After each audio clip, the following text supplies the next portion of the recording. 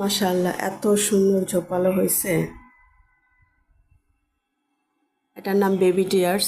যাদের আছে তারা চেনেন, যাদের নাই তারা তো চিনতে পারবেন না, এই জন্য নামটা বলে দিলাম।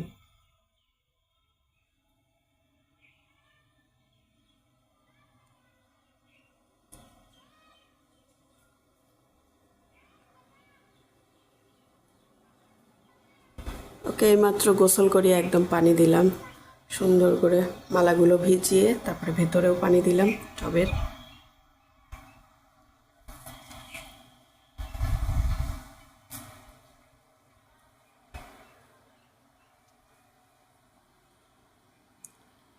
এই গাছ ছাদে আমার আরো অনেক আছে,